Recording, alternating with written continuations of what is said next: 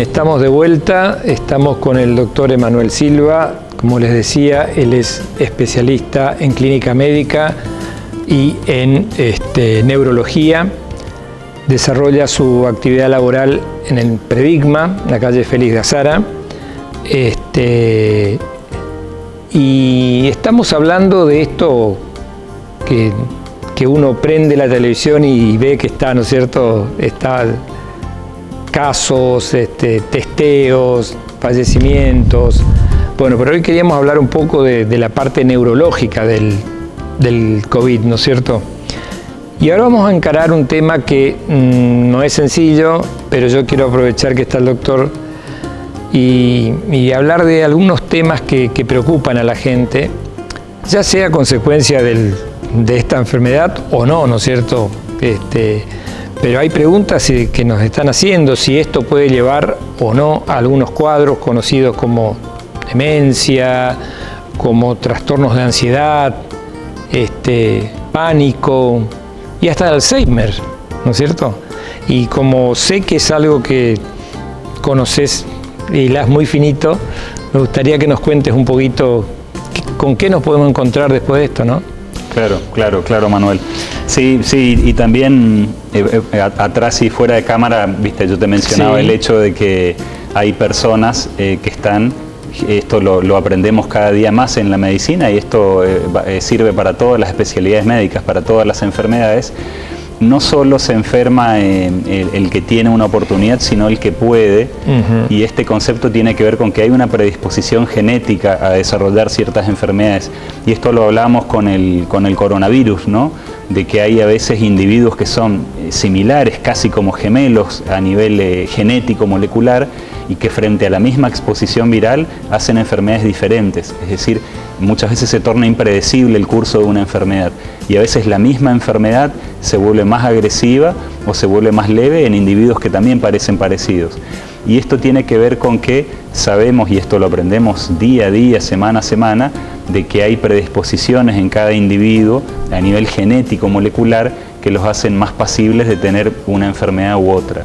Con lo que vos mencionaste, con este título, ¿no?, de esta palabra que es tan atemorizante, que son las demencias, que son aquellas enfermedades que afectan la cognición, es decir, todo lo intelectual, la memoria, la capacidad de lenguaje, la capacidad de atención, la capacidad de hablar idiomas, de estar atento, de hacer varias cosas al mismo tiempo, es decir, todo aquello que nos diferencia de otros mamíferos y que nos hace superiores como raza, ¿no?, capaz de construir una civilización. Todo eso, cuando se afecta y hace que la persona pierda autonomía, es decir, se vuelva dependiente de otros, a eso lo llamamos demencia. Por cuestiones de, como yo te decía, de lo tremendo de la palabra, se han puesto de acuerdo ahora los expertos en el mundo en cuanto a la denominación de las enfermedades de la salud mental y neurológicas, en llamarlo deterioro cognitivo mayor. Sí, y hay básicamente dos formas del deterioro cognitivo, que son el mayor, que es lo que antes llamábamos demencias, que es cuando la persona queda inválida, es decir, depende de otras.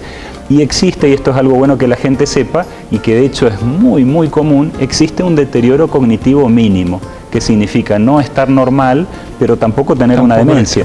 Y esto significa tener olvidos, fallas en la atención, que reitero, no es normal, pero que no comprometen la autonomía de las personas. Es decir, esta persona es capaz de seguir haciendo su trabajo, sus tareas, administrar sus finanzas, a pesar de que se olvida y está algo repetitivo.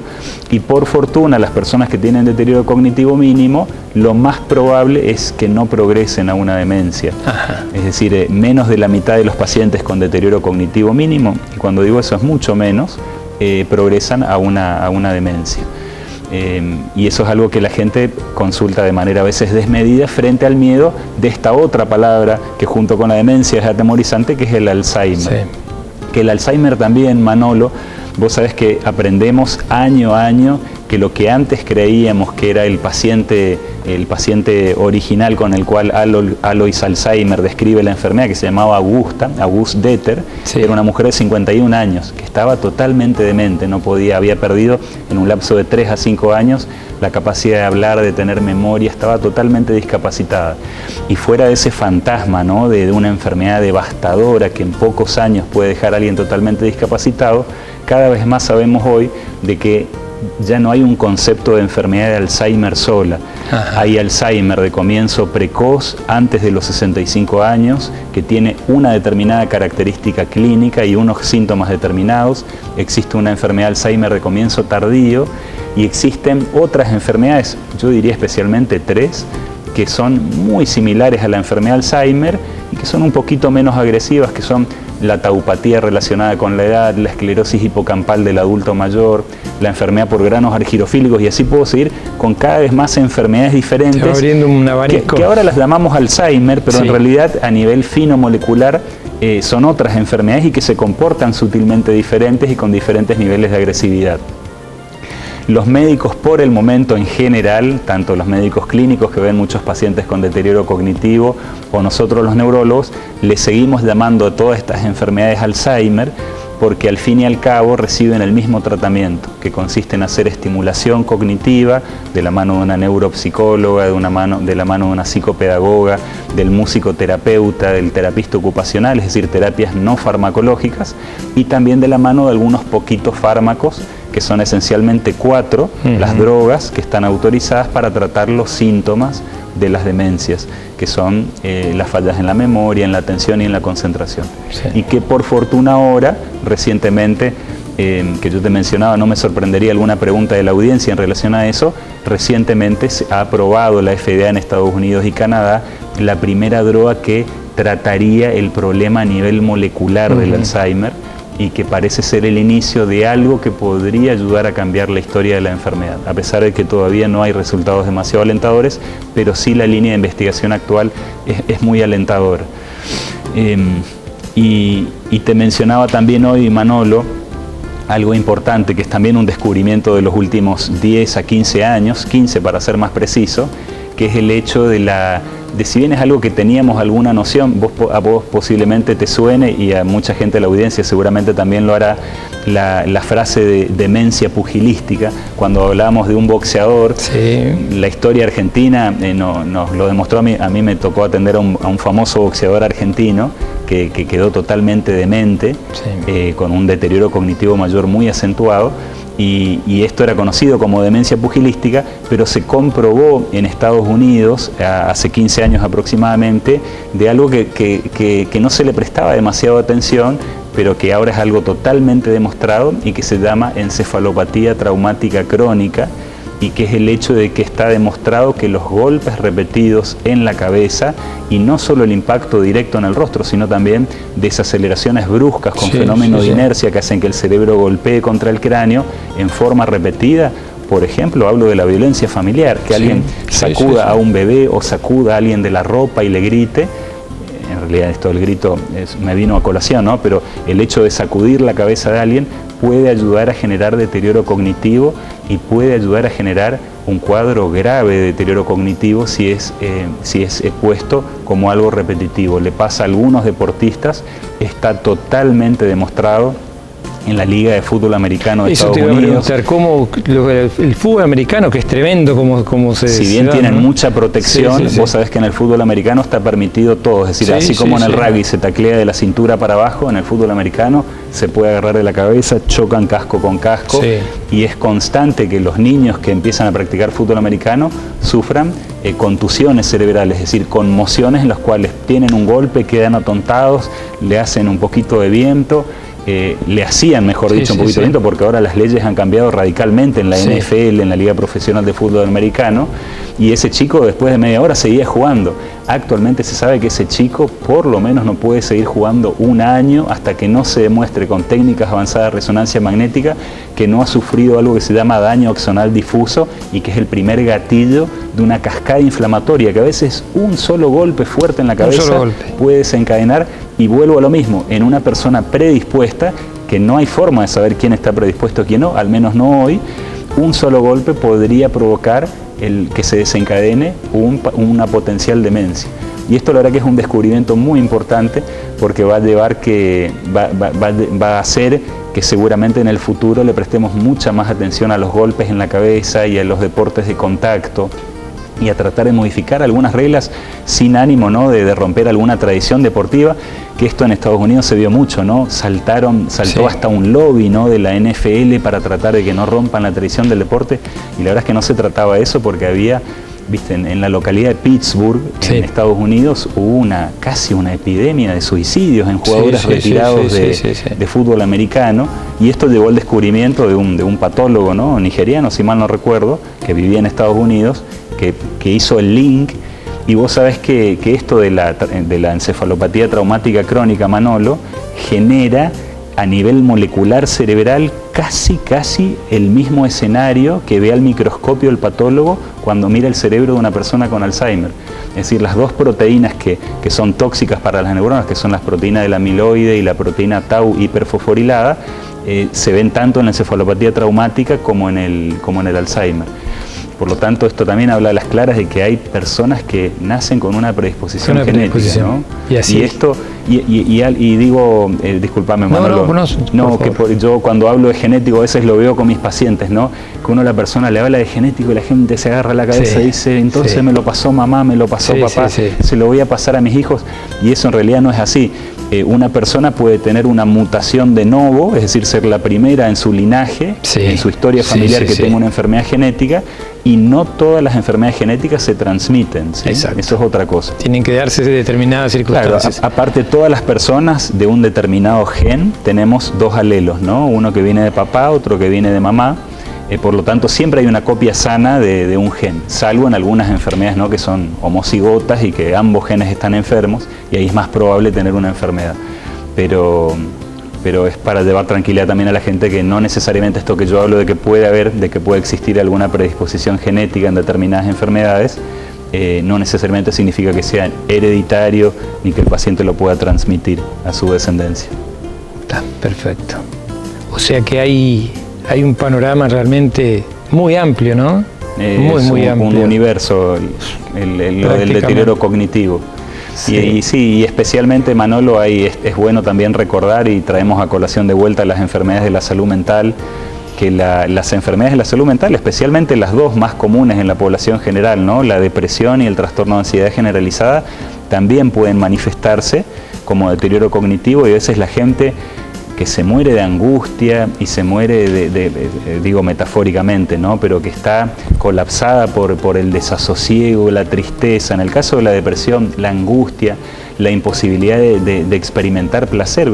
Vos sabés que la anedonia, el no poder sentir placer con las cosas cotidianas de la vida, es un síntoma típico de la depresión, y las personas a veces no le prestan atención a esos síntomas, y sí le prestan atención a que andan con falta de concentración y van al consultorio pensando que tienen Alzheimer, y en realidad tienen un trastorno de la salud mental, que con igual o muchas veces menor gravedad, pero también es una enfermedad importantísima. Causa líder de discapacidad en todo el mundo la depresión, que sigue siendo tanto tema de tabú, ¿no?, las enfermedades de la salud mental con toda nuestra población. Y yo me imagino después de todo esto, ni hablar, ¿no?, porque lamentablemente hay cosas que no se van a recuperar, ¿no? Hay gente que bueno, desde seres queridos, familiares, no quiero pensar, gente que ha ido a una clínica, a un hospital, ¿no es cierto?, y después nunca más vio a su familiar. Exacto. Ni siquiera pudo despedirse de su familiar, porque los protocolos y las normas no lo permitieron, ¿no es cierto?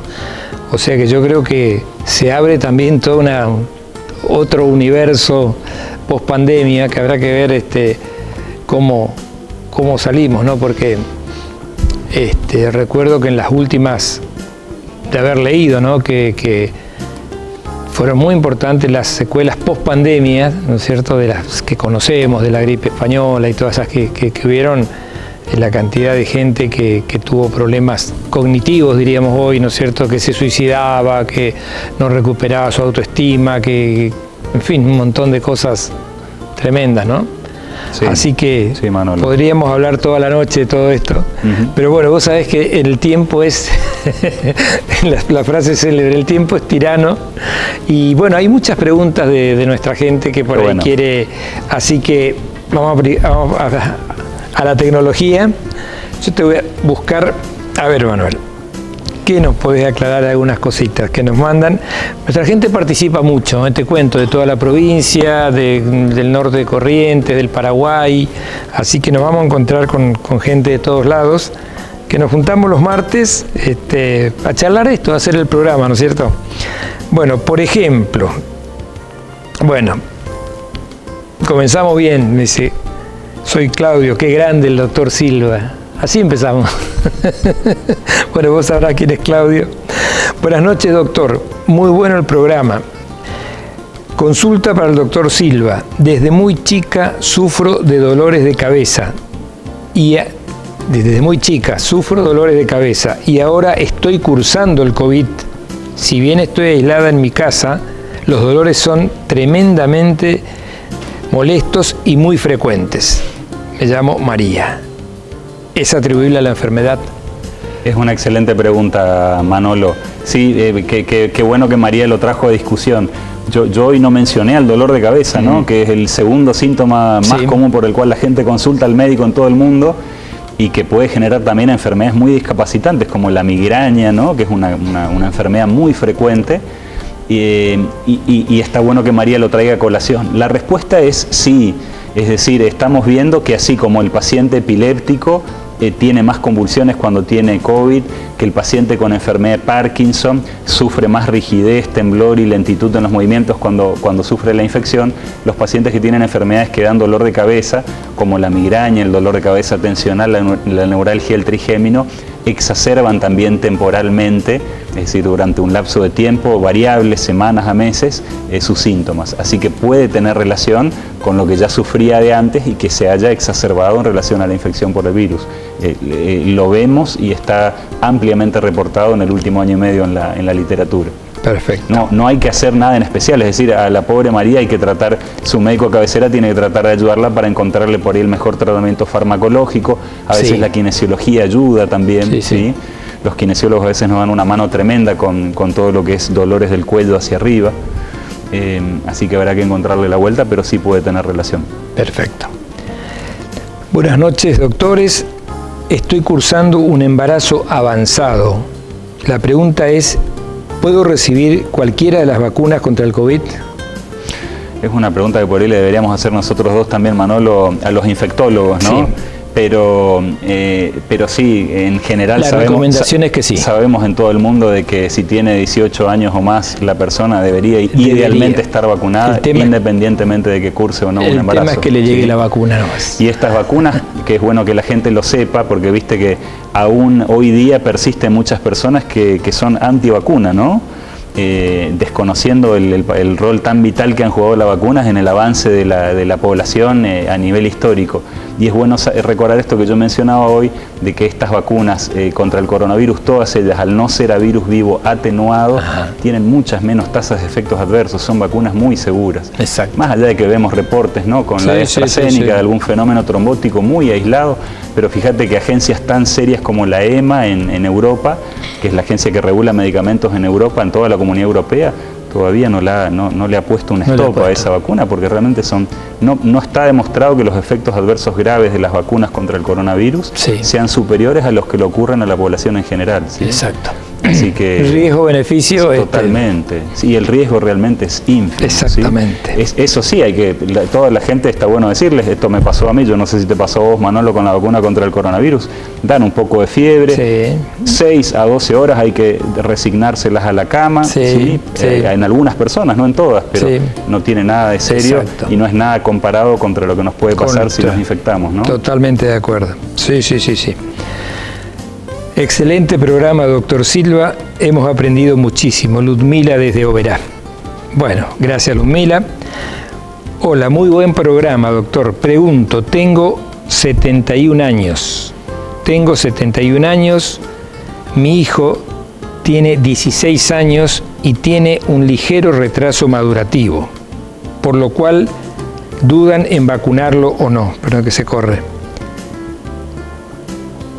Yo ya me vacuné, el señor de 71 años. El de 16 tiene un pequeño retraso, pero va a la escuela. Todavía no consiguió que lo vacunen. La pregunta es si va a poder recibir la medicación así también y si lo puede recontagiar a él, digamos. Es posible que lo contagie. Es bueno que esa mamá, vos lo sabés, Manolo, es bueno que esa mamá sepa que el hijo, si tiene un retraso madurativo, aún severo, no está totalmente demostrado que tenga chances de una peor evolución. Seguro si, como ella dice, tiene un retraso madurativo leve, el riesgo de una evolución grave, tórpida frente a la infección por el coronavirus es mínima, sí, que está dado principalmente, como vemos, en pacientes que son añosos, que tienen más de 60, 65 años, personas con diabetes mal controlada, personas obesas, y algunas poquitas personas jóvenes le pasa también, como decíamos, seguramente algún determinante genético habrá, pero bueno, también decías que tiene 16 años, ¿verdad? Sí. También, viste, está todavía esta regla general en todo el mundo de que se está vacunando principalmente a las personas que tienen 18 o más años. Exactamente. Naturalmente el objetivo sería vacunar a toda la población, pero es una cuestión de que hay un recurso que es finito y que aún en los países más, independientemente de los problemas que tengamos en Argentina con la vacunación, ¿no? Estamos viendo que no hay ningún país en el mundo todavía, salvo lo poco que sabemos de Israel, ¿no? Sí, que podamos decir que tenga el 100% de la población vacunada, ¿no? Hoy estaba escuchando que Israel hace una semana que no tiene ningún caso. Mira. Hace una semana. Pero tiene un 60% de la población vacunada. Claro. 60%. Claro. Que está cerca del porcentaje que se requiere para lograr esto de la inmunidad de rebaño. La inmunidad de rebaño, sí. Bueno, sobrino de Pablo, te saluda tu sobrino. Vamos a nombrarlo para que vea que... Pablito, para los amigos. Pablito. Bueno, doctor Silva, tengo un hijo con parálisis cerebral, tiene 25 años. Quiero saber si puede recibir la vacuna Sputnik. Sí, totalmente, claro que sí. ¿Y debe recibirla? Debe recibirla, y eso también está muy bien que lo preguntes, es algo que yo por error omití. Hemos visto que todo el espectro de enfermedades neurológicas, incluso las graves, que generan discapacidades cognitivas o motrices importantes, como el de esta mamá que tiene a su hijo con parálisis cerebral, estos pacientes cuando se infectan, salvo que tengan, Manolo, mucho compromiso de la caja respiratoria, de la mecánica respiratoria, no tienen más riesgo de evoluciones a formas graves de la enfermedad. El riesgo de ellos es igual que el de la población general. Perfecto. Pero sí debería vacunarse. Tiene que vacunarse. Buenas noches, doctor. Le hago una consulta. Soy una paciente oncológica y desde el sábado, domingo, lunes, martes, hace 3 días, tengo dolores de espalda, tos seca y 38 grados de fiebre. ¿Se puede considerar fiebre esa temperatura? Por supuesto que sí. Me gustaría hacer el test, pero tengo tumores paranasales y no me puedo hacer por la nariz. Quiero saber si hay otro método para el diagnóstico. Soy Elena de Oberá. ¿Se lo contestás vos, Manolo, Elena? La respuesta es sí. Se puede hacer análisis de sangre, Elena. Se pueden determinar anticuerpos que se llaman IgM, que marcan la infección aguda. Generalmente se recomienda esperar algunos días más. Quizás ella habló de 2 o 3 días, ¿no? Sí, van 3 días. Pero de todos modos se pueden hacer cepillados nasales, solamente periorificiales, que tienen un poquito menos de rédito que el hisopado nasofaringio, pero que igual, Elena, se puede hacer. Elena, seguro que un hisopado puedes hacerte, aunque no sea nasofaringio, es decir, muy profundo, pero nasal, que es el que le hacen a muchos niños en varios lugares acá de Posadas. Sí, correcto. Hay varias formas de saberlo. Elena, tenés que consultar al médico, sí, hay que decirle que sí. Totalmente, porque... Y seguramente si son 3 días, entre el 5º o 6º día... Perdón, Elena por ahí te lo preguntó a vos, Manolo. No, la pregunta es acá, la pregunta es, yo organizo nomás. Doctor, buenas noches. Tuve COVID a fines de marzo. La pasé bastante mal, no estuve internada, tuve fiebre, dolor físico, perdí el olfato y el gusto. Hasta ahora no recuperé. Marzo, abril, mayo, junio. 3 meses. Los sabores. Hasta ahora no recuperé del todo estos 2 últimos. Los sabores y aromas no son los mismos. Y hay algo que me llama mucho la atención. Es el adormecimiento a diario de mi brazo derecho completo, manos e inclusive los dedos del mismo. O sea, no recuperó el olfato totalmente ni el gusto, los sabores no son los mismos y se le adormece el brazo derecho. ¿Cómo se llama? Perdón, para hacerlo más personal. No me puso el nombre. No, bueno, pero lo primero que hay que decirle es que tenga esperanza de que la tasa de recuperación de la hiposmia y de la geusia, de la pérdida del olfato y del gusto, las chances de recuperación son altísimas. Más del 98 o 99% de los pacientes en el lapso de los 6 meses del momento de la infección se recupera. O sea, es harto probable que eso se recupere, que tenga paciencia solamente, lamentablemente, ¿no? Sí.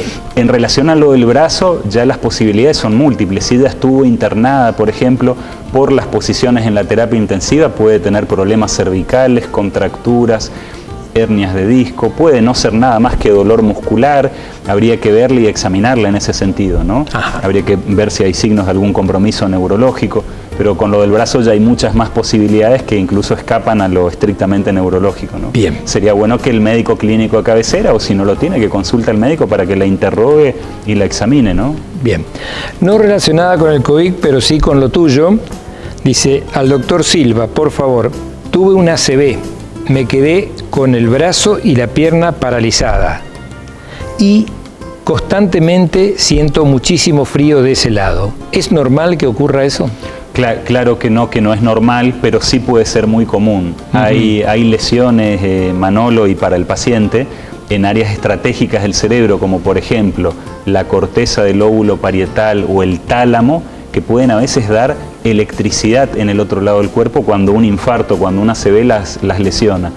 Y puede haber a veces sensaciones de hormigueos, como te digo, electricidad, pérdida de la sensibilidad, dolor fantasma. A veces la gente siente que hay un dolor cerca del brazo y esto es provocado, como si fuera hasta un dolor cercano al cuerpo y ajeno al cuerpo. Es decir, puede haber sensaciones muy extrañas, pero la respuesta es sí, totalmente podría ser por el ACV. No es normal que ocurra. Los dolores de tipo, a eso le llamamos dolor de tipo central, cuando está originado por una lesión en el cerebro. Los dolores centrales, por fortuna, con el paso del tiempo suelen ir mejorando, y los médicos tenemos un gran arsenal de medicamentos, de fármacos, que aunque a la gente le suene raro, son por ejemplo drogas antiepilépticas, drogas antidepresivas, que calman el dolor y suelen tener a veces un resultado fantástico. Así que sería bueno que ella lo consulte con su médico de cabecera, o si el neurólogo que la atiende va a saber seguramente de eso. Perfecto. Qué interesante, ¿no? Me dice: yo tuve COVID, lo superé totalmente, llevo una vida normal, pero tengo la sensación de tener un insecto o el sonido de un grillo constantemente en el oído. No se va jamás. Y es de un lado. De un lado, y habría que examinarla e interrogarla al respecto. Vos sabés que lo de sentir un sonido que no tiene una fuente real, vos sabés, Manolo, que los médicos le decimos tinnitus o acúfenos, y yo te diría que en más del 90-95% de los casos se asocian a pérdida auditiva.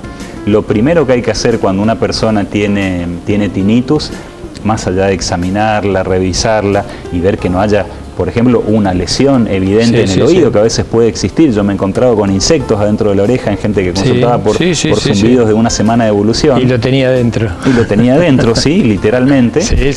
Lo primero que habría que hacer es, aunque la persona sea joven, una audiometría, consultar con él o la fonoaudióloga para que haga un estudio de la audición.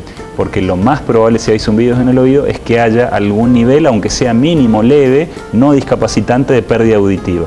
El tinnitus, los zumbidos en el oído, se dividen en aquellos que son por pérdida auditiva, 95%, o sin pérdida auditiva. Cuando no es por pérdida auditiva, y especialmente en ella, que es más de un lado, o más acentuado de un lado, o solo de un lado, hay que hacer por ahí algunas preguntas más y a veces algunos estudios más.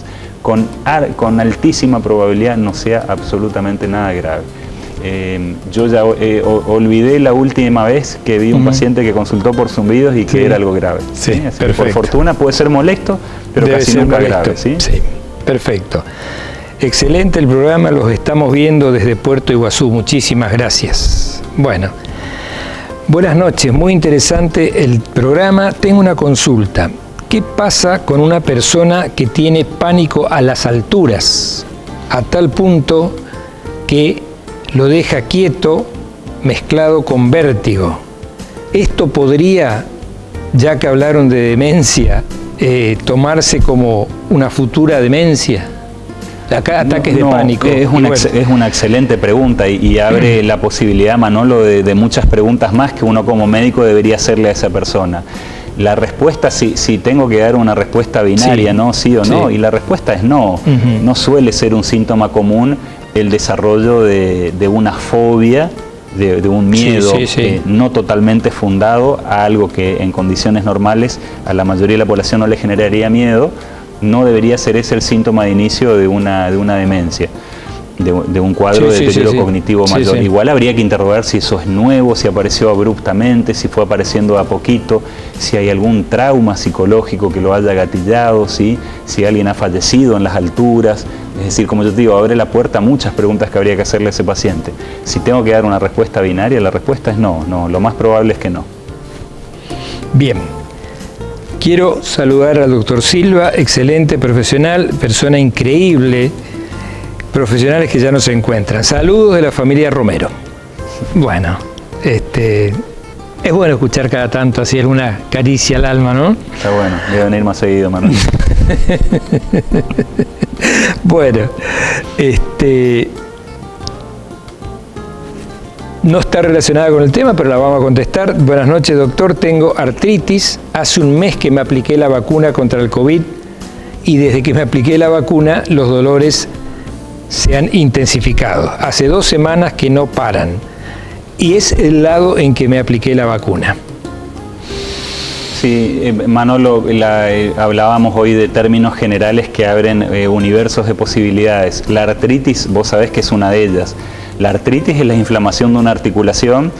Estamos acostumbrados los médicos a llamarle principalmente artritis a una enfermedad que es la AR, que es la artritis reumatoidea, pero hay otras enfermedades como el lupus, la psoriasis, que pueden dar inflamación de las articulaciones. Y para esta oyente televidente que hace la pregunta, una vacuna, si puede generar un cuadro inflamatorio, va a ser sistémico generalmente. Lo único local que podría provocar, es decir, del lado de la aplicación, es a nivel del pinchazo, es decir, por el efecto traumático, el pequeño hematoma que a veces provoca una inyección intramuscular como lo son las del coronavirus.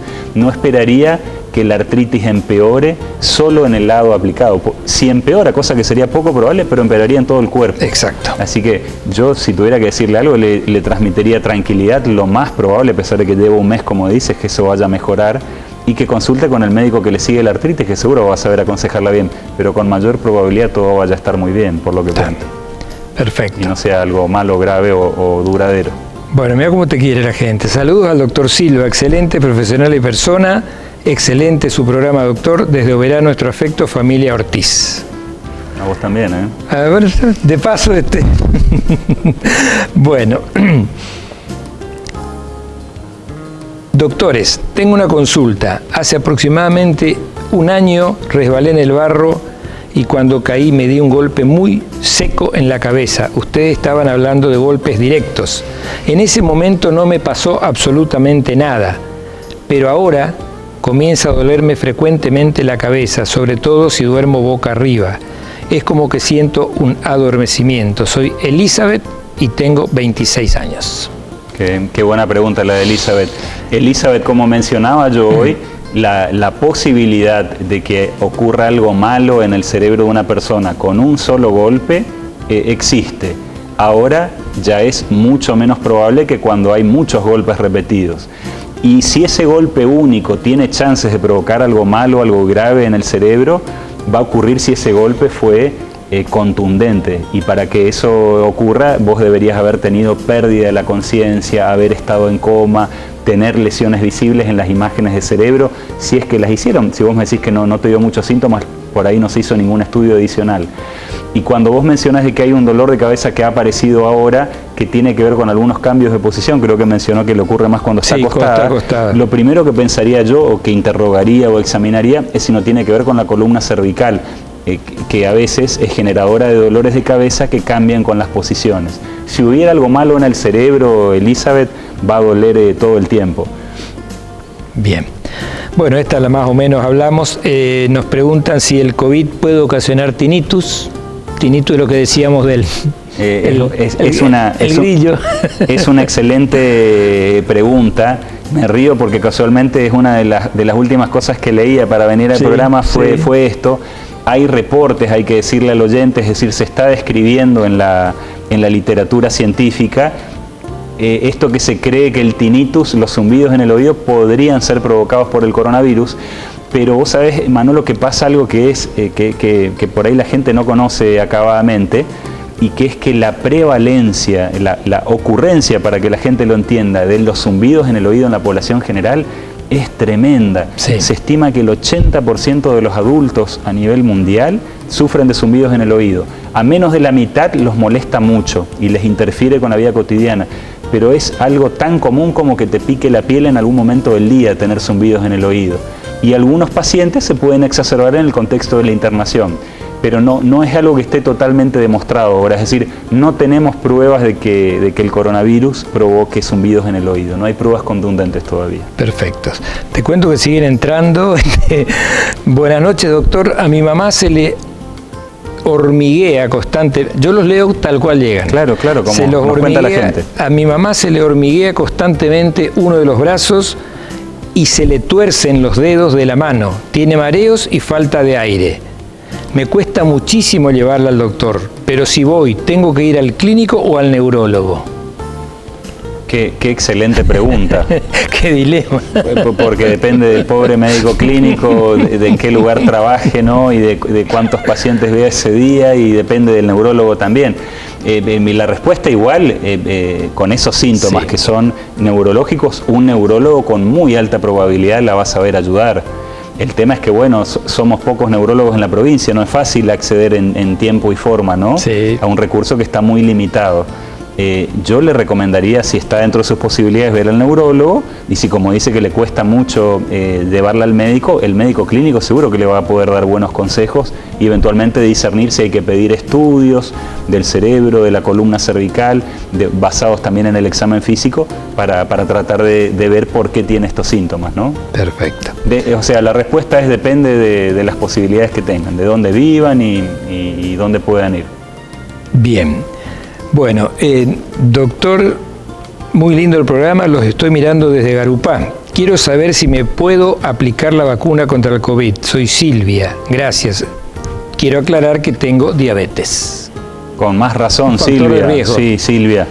La diabetes, independientemente de que esté bien o mal controlada, especialmente cuando no está bien controlada, está escrito que es un factor de riesgo, es decir, las personas tienen un poquitito más de chances de evolucionar a formas más importantes o potencialmente graves, y sos la paciente que sí o sí debería estar vacunada.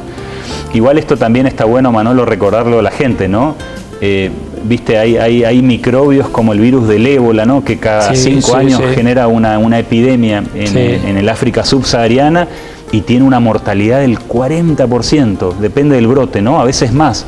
O sea, de 100 personas que se enferman, 40 se pueden morir, es tremendo. Con el coronavirus está bueno que la gente lo recuerde, no pasa eso, la mortalidad es muy baja, es menor al 10%, de hecho mucho menor al 10%.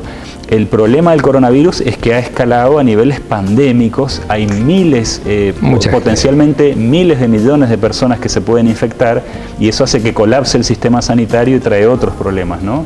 Pero digo, para que esta mujer con diabetes tampoco tema algo inminente malo con su enfermedad de base, ¿no? Que es la diabetes. Lo más probable es que si se contagie coronavirus, de hecho, es que no le pase nada grave.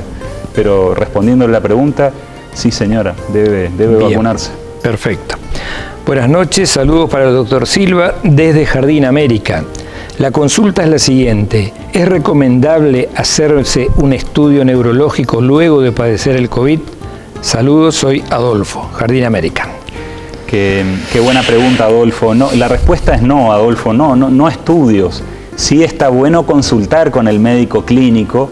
Yo hago tanta mención, Manolo, al médico clínico, ¿no? Vos sabés que la gente por ahí pero bueno, vos sos clínico también. Claro, sí, es medio polarizada pero yo no me dedico como médico clínico, entonces es más neutral lo mío, ¿no? No, pero la gente por ahí no sepa, ¿no? Que los médicos, hablamos de dos tipos de médicos, ¿no? El cirujano, el héroe, ¿no? Y nosotros. El tema es así, está los médicos, está el cirujano cardiovascular y está Dios. Claro. Manolo, quiero ver cómo entras al Borati mañana. Entro, porque siempre se lo digo al cardiocirujano, así que no tengo problema. Pero le quiero responder a Adolfo, al pobre Adolfo. Adolfo, no, vos preguntabas de un estudio, no necesariamente hay que hacer un estudio. Hay que consultar al médico, es decir, no, pero hay que consultar al médico al respecto de los probables síntomas neurológicos si se tienen síntomas, ¿sí?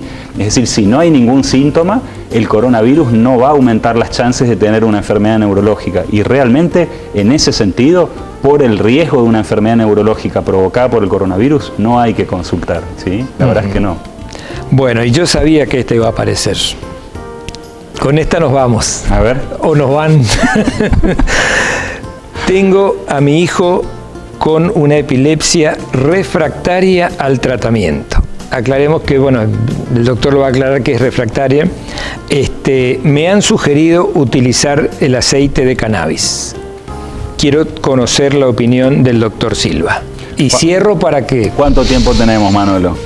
Lo que vos quieras. No, voy a tratar de ser breve por respeto al programa. Nos pasamos 20 minutos nomás, no hay problema. La pregunta es excelente.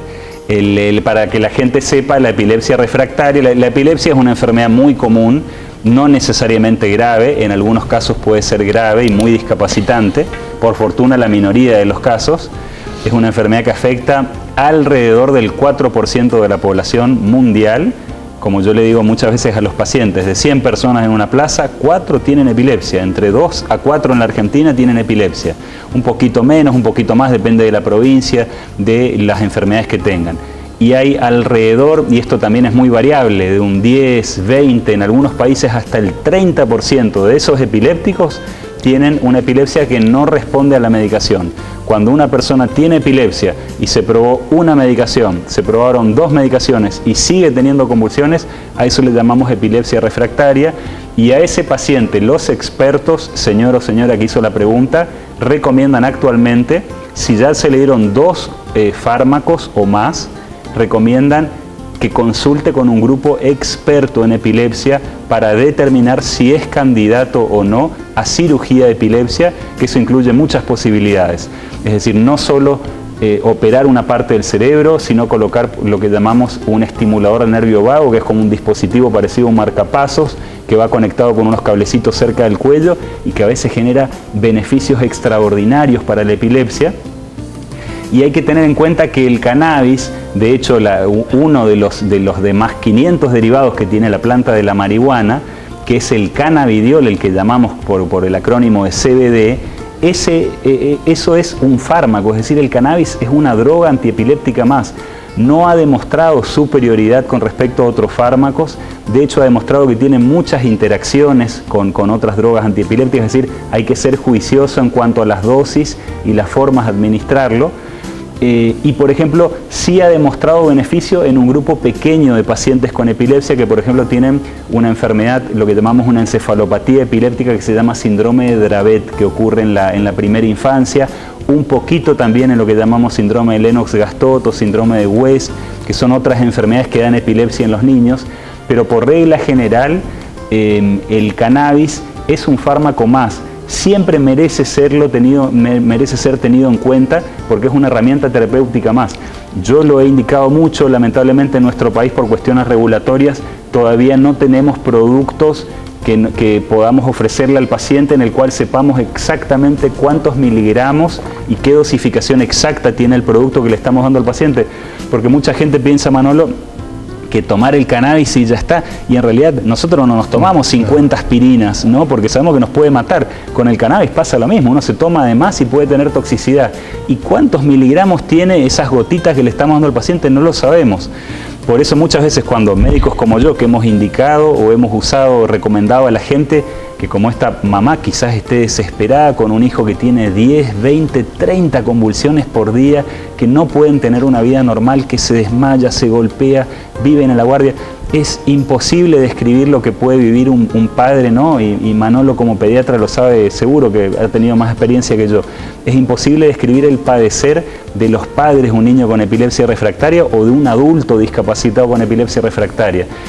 Pero la verdad es que el cannabis es un fármaco más, el cannabidiol es un fármaco más, y lo que tenemos que lograr es tener extractos de cannabis industrializados que nos permitan saber el cannabidiol.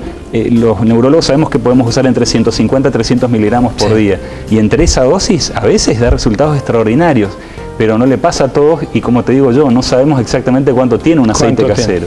Ese es el problema. No es tan sencillo. La mejor respuesta a ese padre que hizo la pregunta es: tiene que consultar con un médico que sepa. De todas las especialidades médicas, ¿quién es el que más sabe de epilepsia refractaria? Es el neurólogo. Y dentro de los neurólogos, por fortuna, por ejemplo Manolo, posiblemente vos ya lo sabías, en Misiones tenemos a un neurólogo subespecializado en epilepsia, Cristian Hardaman, ¿no? Que por fortuna encima trabaja en el hospital, es una excelente persona, y viste, hasta eso contamos ahora en la provincia, ¿no? Y que seguro que en el futuro vamos a tener más. Pero debería consultar con un neurólogo, porque por ejemplo, antes que el cannabidiol hay que pensar en cirugía, y la cirugía de epilepsia, que también ya empieza a haber experiencia en nuestro querido hospital, puede a veces generar beneficios extraordinarios, ¿sí? En las manos de un cirujano entrenado y de un equipo de neurólogos entrenados. Perfecto. Emanuel, programón. Gracias, Manolo. Muy amable. Quiero agradecerte en nombre mío, en nombre de los muchachos del canal y sobre todo de la gente que nos está mirando, ¿no es cierto? Viste que armamos un lío. Un lindo lío. Un lindo lío. Francisco estaría contento. Bueno, así son los programas que salen bien, programas en vivo, que la gente pregunta, respondemos lo que podemos, lo que no sabemos lo iremos a leer.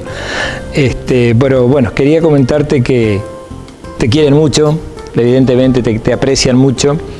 Y bueno, nuestros televidentes agradecidos, pues tenemos un grupo que nunca falla y que ellos nos van sugiriendo los temas, ¿no es cierto? Y las preguntas, y la mitad del programa sale por ellos, ¿no es cierto? Porque ves que nosotros simplemente tratamos de contar lo poco que sabemos, lo que vimos, lo que conocemos, y acá todo lo que llega es bienvenido. Porque como te decía, llegamos a todos, al que puede ir y comprarse el cannabis y al que puede ir a fumarse el cannabis y al que no tiene idea de lo que pasa.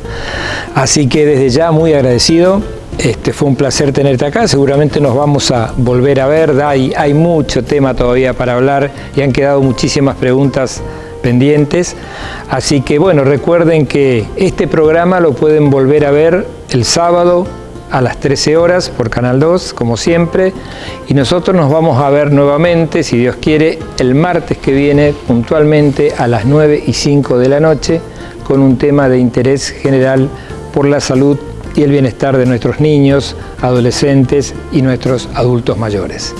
Gracias, Emanuel. Gracias, Manolo. Por favor, y que tengan una muy buena semana. Muchas gracias.